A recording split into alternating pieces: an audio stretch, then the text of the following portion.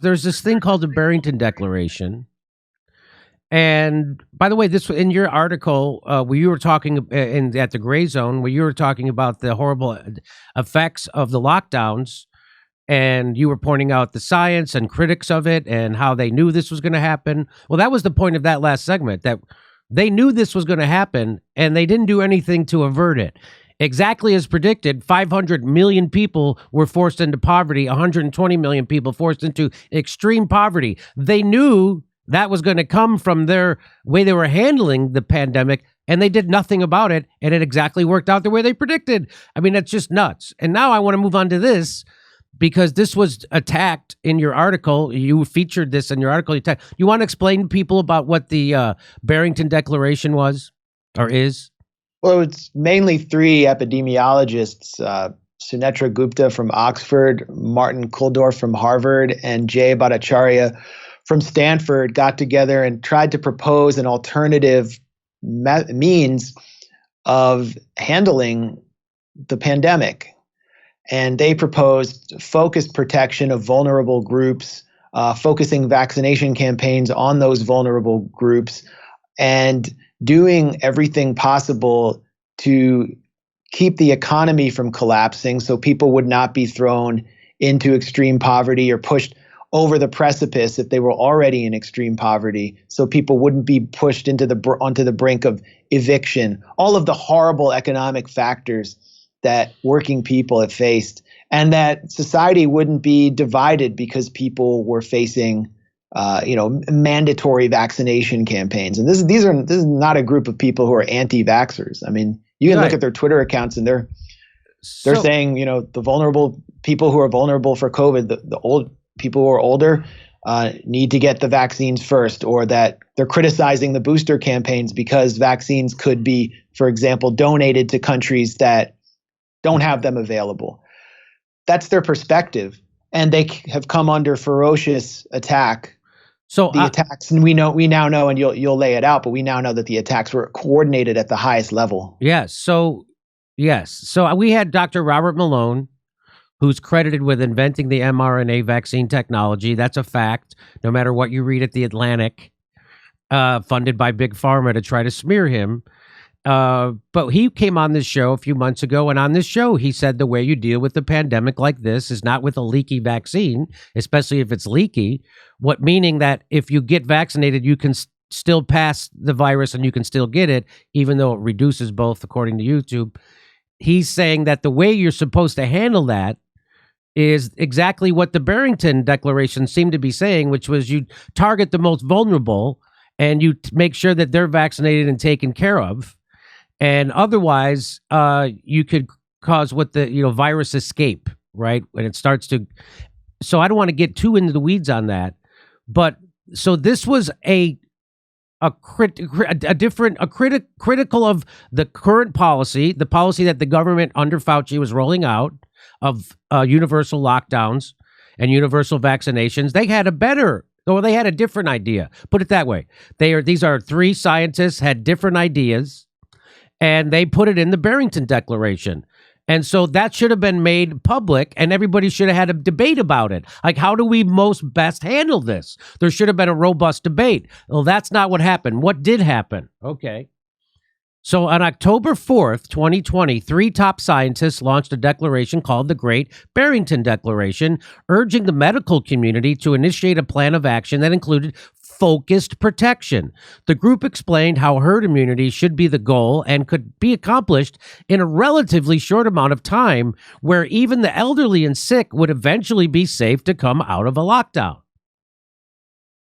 The focused protection plan went against Dr. Fauci's diabolical plan for the world. And so Dr. Fauci and Dr. Collins decided, so Dr. Collins is the head of the NIH. So Fauci, who's the head of the NIAID, and Dr. Collins, who's the head of the NIH, they decided to initiate a propaganda attack against the hundreds of international doctors who signed on to that declaration. So how do we know this happened? Well, there's a new email dump. So it's a Freedom of Information request. New email dump showing Anthony Fauci and Francis Collins, the head of the NIH, coordinating a propaganda campaign to attack the Great Barrington Declaration last October. So here's what they said. Here's their email. So the guy, the head of the NIH, Collins, sends an email to Dr. Fauci. And he says this proposal, and he's linking to the Great Barrington Declaration, this proposal from these fringe epidemiologists who met with the secretary seems to be getting a lot of attention, and even a co-signature from Nobel Prize winner Mike Levitt at Stanford. So that's a problem for them, that scientists are signing on to this. That's a problem for Dr. Fauci and Dr. Collins at the NIH. There needs to be a quick and devastating published takedown of its premises. I don't see anything like that online yet. Is it underway? So, no, that's actually, yes, that's from Francis Collins. So here's the three. I just want to show you you already mentioned them. But the three fringe epidemiologists that they refer to are these three guys. You want to know who they are? I'll read it to you. The first one is Dr. Martin Koldorf. He's a professor of medicine at Harvard University, a biostatistician, an epidemiologist with expertise in detecting and monitoring infectious disease outbreaks and vaccine safety evaluations. That's one of the guys that are fringe, according to Fauci and the NIH director. Another guy is Dr. Sunetra. Another one? She. Yes. Francis Collins. Yes. She, I'm sorry. Sunetra Gupta. The next one. Dr. Sunetra Gupta, professor at Oxford University and epidemiologist with expertise in immunology, vaccine development, and mathematical modeling of infectious diseases. That's another doctor that is also epidemiologist, also fringe. Here's the third one, Dr. J Bhattachara. He's a professor at Stanford University Medical School, a physician, an epidemiologist, a health economist, and public health policy expert focusing on infectious diseases and vulnerable populations. At the time of the writing of the declaration, it has more than 890,000 signatories, of which approximately 60,500 are medical practitioners and public health scientists from across the world. So that's how many people had already signed on to that. And so, of course, Dr. Fauci and the guy at the NIH, they have to immediately figure out, how do we discredit them? Not how do we have an honest discussion about the virtues of their proposal, but how can we attack them? And so now I know what it feels. So this is one of the doctors. He says, so now I know what it feels like to be the subject of a propaganda attack by my own government. Discussion and engagement would have been a better path. Why not just talk about this? Why not have a symposium where we debate these ideas? No, that's not how Dr. Fauci or the NIH or the corporate captured regulatory bodies inside our government who are pushing all this. That's not how they act. They don't want a robust debate. What they do is they have an agenda, and then if you have a critique of that, they propagandize and smear you. That's it. That's what they did to Dr. Robert Malone. That's what they did to RFK Jr. That's what they're doing to these guys. On October 8th, 10 minutes after receiving that email, after Fauci got the email from the guy Collins from the NIH, Fauci responded saying, Francis, I am pasting below a piece from Wired, the magazine Wired, that debunks this theory. Fauci then pastes the text of an article written by Matt Reynolds, Wired's science editor, titled, There is No Scientific Divide Over Herd Immunity, published 3 days after the Great Barrington Declaration was launched. The article states, quote, aside from the three lead signatories, there is little about the Great Barrington Declaration that feels convincingly scientific. In early October 2021, Collins, remember that's the head of the NIH, he announced he was stepping down from his NIH role following a number of investigative reports into Collins and his underlings. So this guy is now announced he's stepping down from the NIH, but not until the end of this year. So he's still the guy. And here's another doctor. Here's Martin Koldorf. He says a year ago, NIH Director Francis Collins asked Dr. Fauci to do a devastating published takedown of the Great Barrington Declaration. A public debate would have been better. Invitation is still open. So what does that tell you? That tells you that Dr. Fauci and the head of the NIH are nefarious criminal types who use slander and their ties to the media to propagandize you into thinking something they want you to think. They're propagandizing you while slandering other doctors and ruining their reputations in order to push their agenda. That's what Dr. Fauci and the head of the NIH are doing, the nefarious MFers that they are. Go ahead, Max. Would you like to talk about this? Yeah, this really proves there's no deep state, right? Ha! Ha! I mean, we think of sort of the deep state as the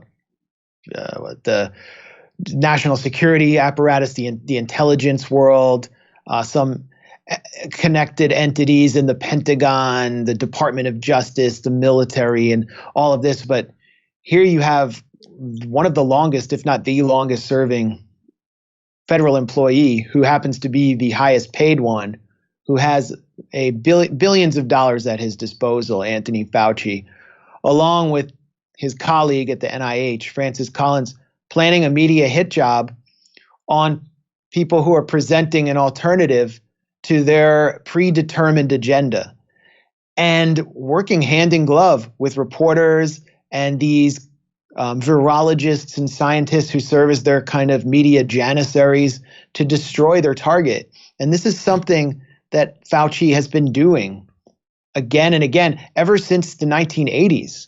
It's one of his main jobs, or as he sees it, is to control the narrative. If you read RFK's book, The Real Anthony Fauci, one of the main takeaways is how obsessed with his own image Fauci is. And you now see a coordinated campaign against RFK Jr., just a flood of articles in mainstream publications attacking him, calling him a grifter, in addition to the usual anti-vax conspiracist attacks. And it's pretty clear this campaign's being coordinated at a very high level by a person who's trying to salvage his own reputation, Anthony Fauci, because that book reached number 1 on Amazon and has stayed close to the top for weeks. And it is devastating. I think there are 2,200 footnotes in it. How many of those have been answered in any of these attacks? Not very many. There was a Gawker interview with RFK Jr., and basically it's like a 27-year-old guy who admits he didn't read the book in the interview. He then starts basically reading off talking points that seem to have been handed to him about RFK. And then you read the interview, and everything RFK says is annotated with a long editor's note to accuse him of being a liar, and applying all of these supposed fact checks that are really just partisan opinion attacks posing as fact checks. It's the most bizarre and phony interview I've ever read, and it ends with Fauci saying, RFK saying to the reporter, "I hope you do something good with your life," because it's obvious this 27-year-old who didn't read the book is being weaponized along with all of these other opportunists in the media to shut down debate at a time when the consensus has completely cracked and Fauci's credibility has been eroded in plain sight. So it started with the Great Barrington Declaration. These were the first credible scientists to stand up and say that the draconian, one-size-fits-all, ham-fisted approach in which all roads lead to one vaccine was not the way, and that we should consider alternatives. And yes, there should be a robust debate in any democracy. And they were savaged. A day after that email, Jimmy, the first attack piece on the Great Barrington Declaration came out in a British publication called Byline Times by someone named Nafiz Ahmed. And then it all flowed from there. And I wonder if that was part of this official campaign or not. He referred to documents that he'd seen. And I think, it's important to kind of consider the line of attack because it's very disingenuous. basically the Great Barrington Declaration was presented in these attack pieces to mostly progressive audience as a front for the Koch brothers, who are like the key boogeymen. They're like the Montgomery Burns in the minds of any progressive, libertarian industrialists who love polluting, and they were trying to keep the economy open at any cost and let everyone die from COVID. So they paid off these scientists to call for preserving the economy and not doing lockdowns. That's the critique. So I asked J Bhattachara, is there any truth to this about you being funded by the Koch brothers? And he said, no, none of us have ever taken money from the Koch brothers. Actually, Martin Koldorf responded to that attack. And so what happened? They did a launch event at a libertarian think tank called the American Institute of Economic Research. And that institute does take money from the Koch brothers and big business groups. It's also produced some of the most factual analysis of the cost of lockdowns on poor people. We've been talking about that pretty much all night. It's been documented. I don't know how anyone can deny it. But they did that launch event, and that was it. That was their connection to the Koch brothers. So it's a very tenuous connection. But beyond that, where do the Koch brothers, I think only one of them is alive. I think it's Charles Koch who's alive. Where does he stack up next to the tech oligarchs? Bill Gates, who's the fourth richest man in the world. Jeff Bezos, who's number one. He's number 50 on the Fortune 500 list of wealthiest people. Those people are all at the top. And they're the ones who soaked the middle class for record profits during the pandemic. They represent the future of the economy. Bill Gates increased his fortune by $25 billion. And they're funding the media. They're funding many of these publications that have attacked the Great Barrington Declaration. I mean, Jeff Bezos owns the Washington Post. Bill Gates has spent $320 million in 20 years or so buying media on media that is universally attacking anyone who dares to question Anthony Fauci. They would love to keep people at home. Amazon's stock didn't go down until the lockdowns in the US ended. It surged. I mean, what do you think Bill Gates' agenda is? It's to force everyone onto his products. And if you're doing remote schooling, well, that's all the better for Microsoft. Did so many people talk about the Zoom platform before the pandemic? No. So these figures have so much more power in determining how we understand the pandemic and COVID-19 and shaping policy than the Koch brothers ever will. And the connection to these three scientists between the Koch brothers and them is tenuous at best. Us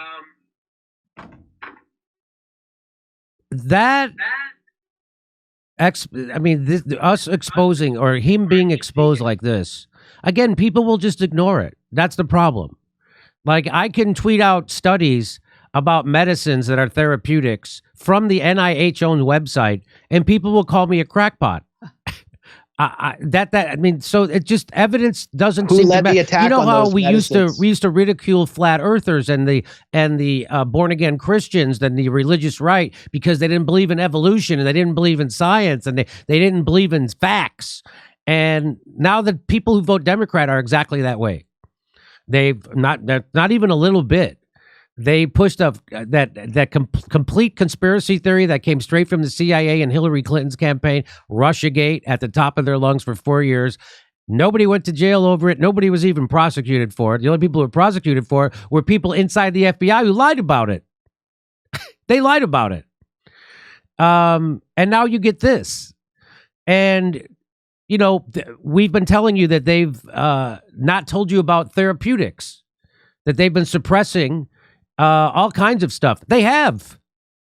They only want you to use the vaccine. That's it. They don't want you to use vitamin D. They don't want you to use vitamin K. They don't want you to use zinc.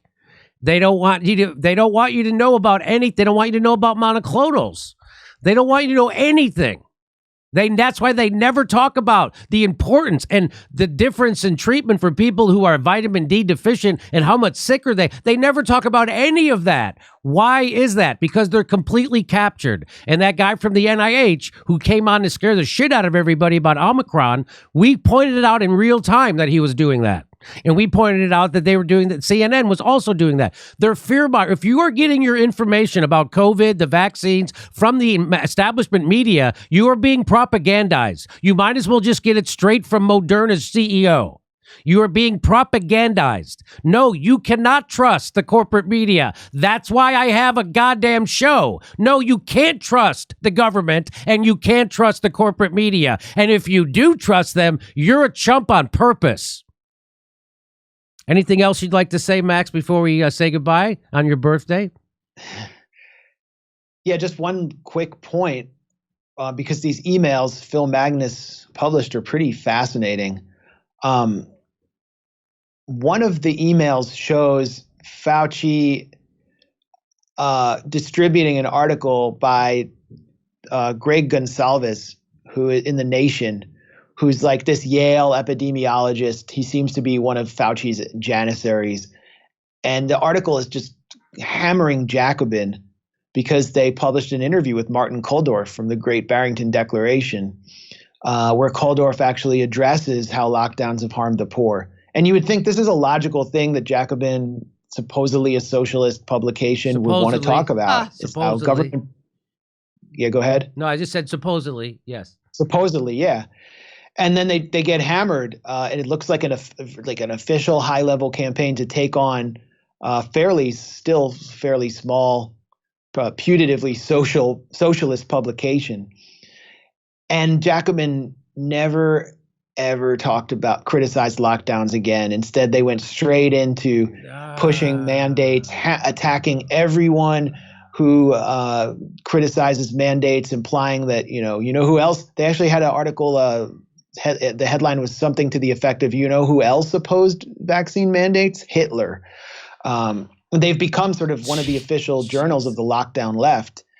So they were bullied into submission. I think, they also believe this stuff now.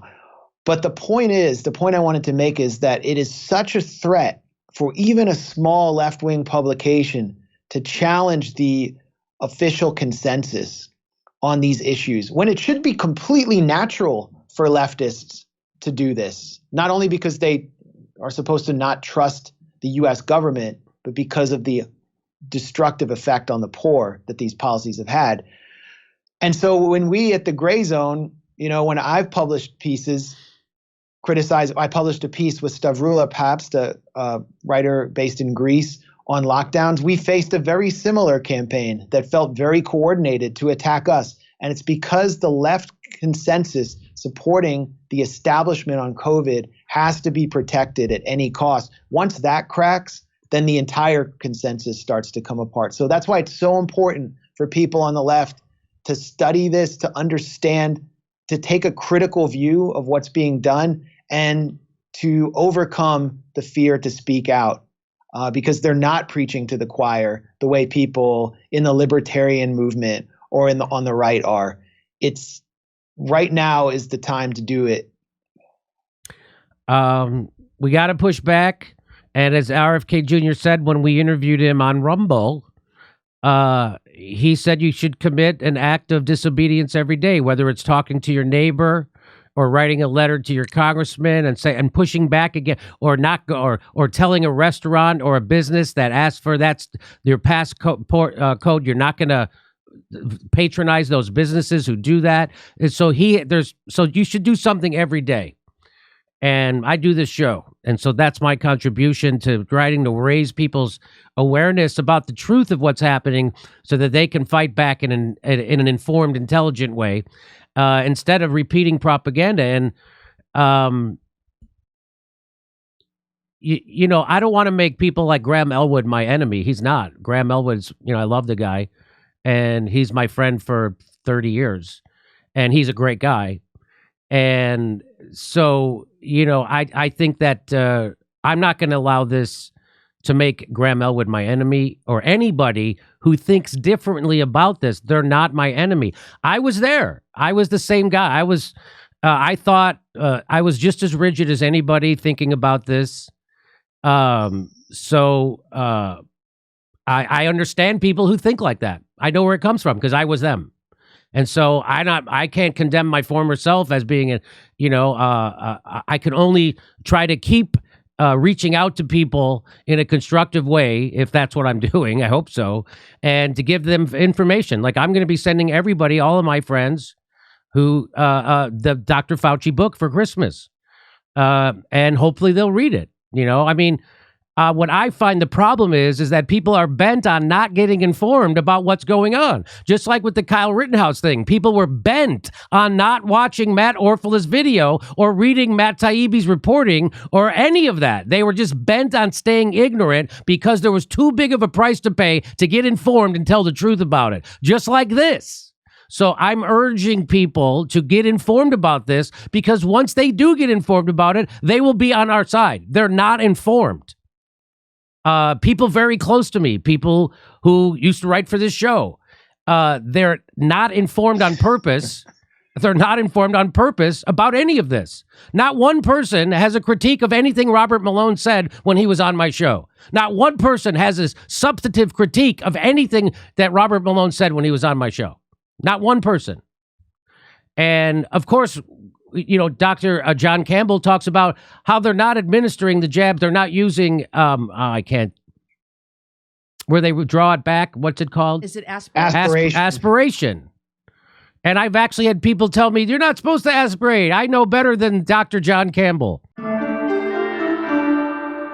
Hey, come see a live stand-up show. We're doing New Year's Eve in Studio City. In January, we'll be in Raleigh, North Carolina. In February, we're going to be in Philadelphia. Go to jimmydorecomedy.com for a link for all our tickets.